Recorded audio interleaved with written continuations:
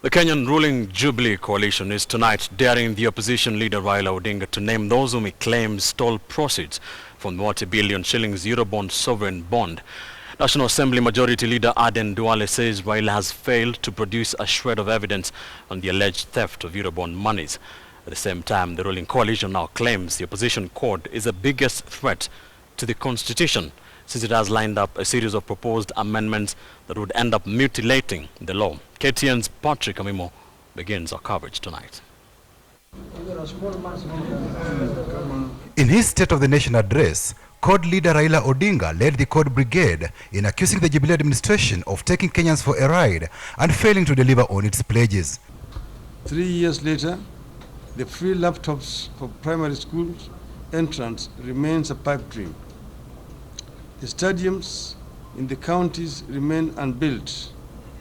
The 5,000 megawatts of electricity a cynical ploy. The opposition leader said the government has failed to tame runaway corruption.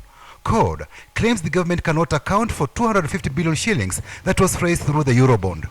They have borrowed billions which they have squandered and stolen. On the Eurobond alone, which they are unable to account for, we have already paid over 25 billion shillings interest, yet they are unable to show a single project that the money went into. But in a quick rejoinder, the Jubilee Alliance says all the Eurobond monies have been accounted for. Jubilee is accusing Raila of engaging in scaremongering and falsehoods to destroy the economy of Kenya. They are somersaulted from one figure, from one account to another. One time he says 140 billion is lost. The following morning he says 10 billion is lost. The following day he says he is going to name the beneficiaries of the Eurobond.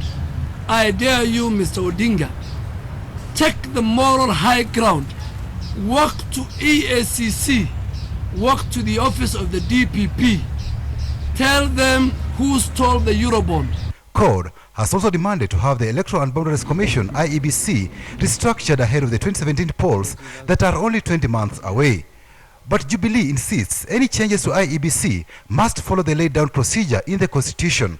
This country cannot and must not risk another election that does not enjoy the confidence of all parties.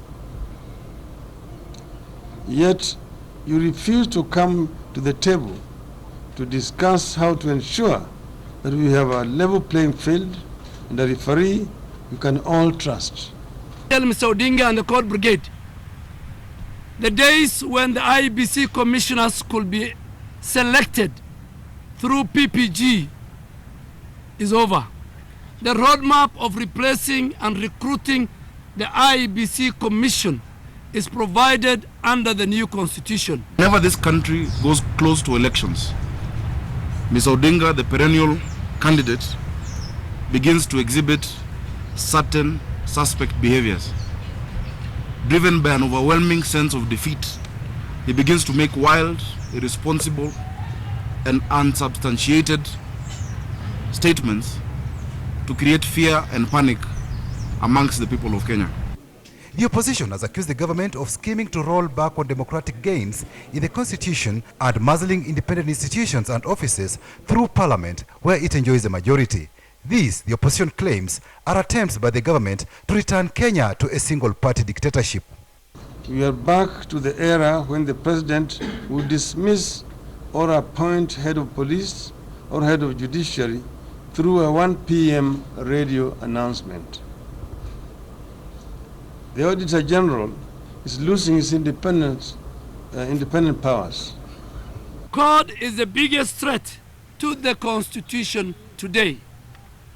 Whereas Jubilee has not proposed any amendment, CORD has lined up a series of proposed amendments that could end up mutilating the Constitution, including the so-called Okoa Kenya initiative. We are on our way to court on the 3 unconstitutional bills that have been hurriedly ascended to by the President, the one on the Chief Justice, the one on the police, and the one on the destruction of the office of the Auditor General.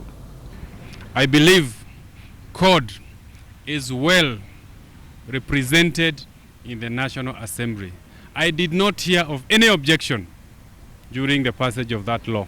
And so I'm surprised to hear that some people are going to court, others are calling for... The Jubilee Alliance has asked the opposition to offer constructive criticism to the government and stop engaging in propaganda. Patrick Amimo, KTN News.